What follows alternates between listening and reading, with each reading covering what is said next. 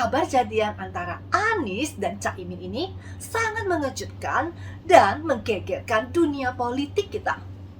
Jadi ini tuh bagaikan petir di siang bolong yang kabar tersebut menggegerkan dan mengguncang Cikeas. Karena kabar bahagia pasangan Anies Caimin adalah kabar duka atau malapetaka bagi Cikeas.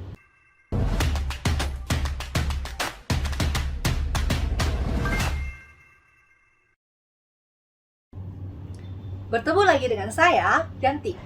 Nah, pada kesempatan ini, saya akan mengajak kalian semua untuk bergosip. Tapi, ini bukan gosip tentang artis ya. Ini adalah gosip tentang politik. Makin digosok, makin sip. Nah, beberapa hari yang lalu, dunia politik kita ini geger dengan launchingnya pasangan yang baru jadian.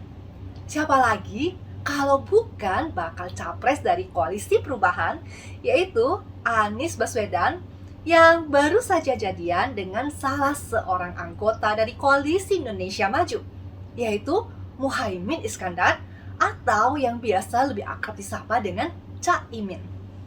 Jadi, duet pasangan ini tak hanya mengejutkan para fans dan para haters mereka, karena publik sama sekali tidak pernah membayangkan dua sejoli ini bisa jadian.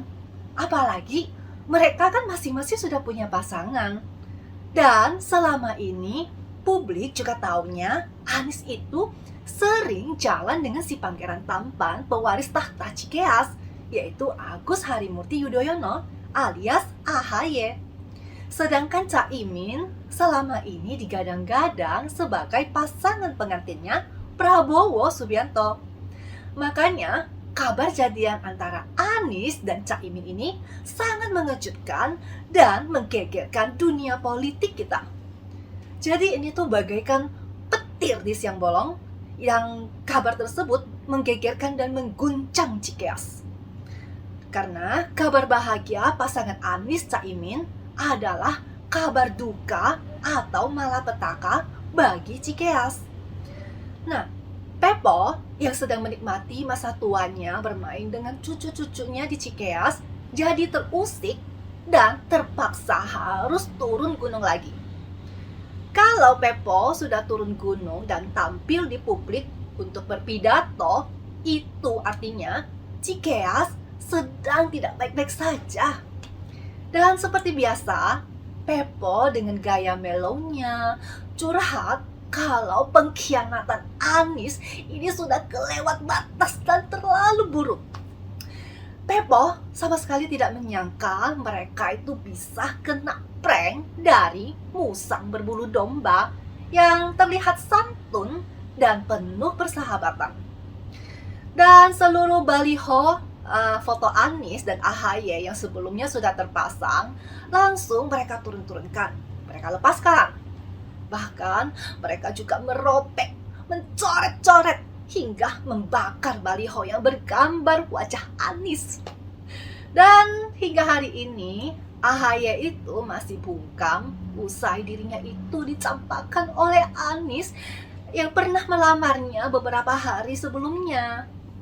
Ya, namanya juga baru putus cinta ya. Baru saja dicampakkan oleh calon tunangannya. Jadi, mungkin dia itu masih butuh waktu untuk menyendiri, butuh waktu untuk healing dulu, untuk menata kembali hatinya yang sudah terlanjur hancur berkeping-keping. Ya, kita sih hanya bisa berdoa semoga AHY bisa segera move on dari patah hatinya ya. Kamu kan masih ganteng, masih muda, masih banyak lah kesempatannya lain, oke? Nah, mungkin karena AHY ini masih tergolong baru ya berkecimpung dunia politik, jadi mungkin dia tuh agak shock dan kena mental saat dikibulin sama si Wan Nyipul. Cuma yang masih saya herankan itu, kenapa dulu AHY bisa tertarik dengan si bad boy seperti Wan Nyipul? Padahal kita aja kalau mau pacaran, kita kan pasti cari tahu dulu ya track record, rekam jejak calon gebetan kita. Pastinya kita kan stalking dulu ya, cari-cari info yang berhubungan lah dengan calon gebetan kita. Mulai dari cari tahu lingkungan pertemanannya, mantan-mantan pacarnya tuh siapa aja, terus silsilah keluarganya, hingga keuangan dan hartanya, ya kan?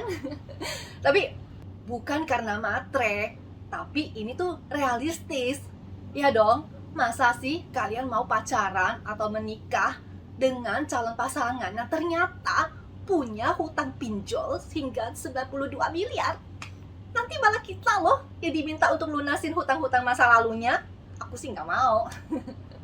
Nah, sedangkan lingkungan pertemanannya Anies itu kan dekat banget dengan orang-orang ex-HTI dan ex-FPI yang itu loh, yang intoleran. Nah, semua itu kan terpampang nyata di track recordnya saat Anies ikut Pilkada DKI Jakarta 2017 yang dikenal sebagai pilkada terbrutal dalam sejarah Indonesia. Sedangkan AHY itu kan berasal dari keluarga Demokrat yang mempunyai ideologi nasionalis. Udah pastilah gak cocok dengan lingkungan pertemanan si mantannya itu. Tapi herannya dulu kok AHY mau-mau aja sih orang yang sudah dicap sebagai bad boy. Lagi pula Anies itu punya track record berkhianat pada Prabowo Subianto yang notabene adalah pensiunan Letnan Jenderal TNI.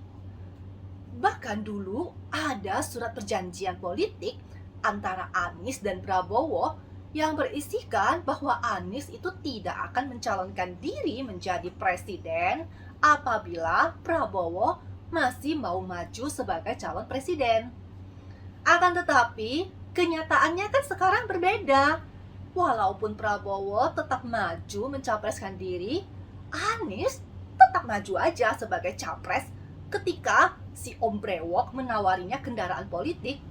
Ya seolah-olah si Anies itu udah lupa sama janji politiknya dengan Prabowo. Bayangin guys, mantan Letnan Jenderal TNI aja dikhianati oleh Anies. Apalagi AHY yang hanya mantan mayor TNI. Ya pastilah dikhianati juga. Kan seharusnya AHY sudah tahu kan resiko berpacaran dengan bad boy. Kalau bukan dikuras hartanya, ya dikhianati cintanya.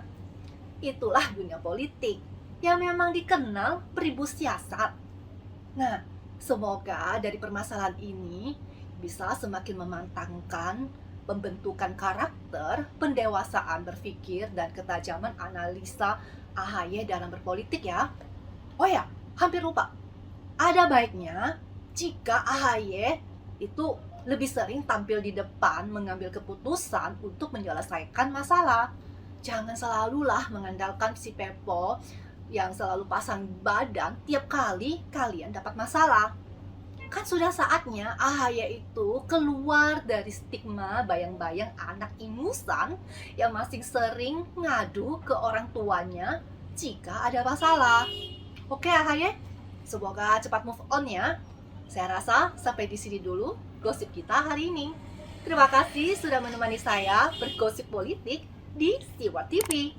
Gerak cepat, Indonesia maju.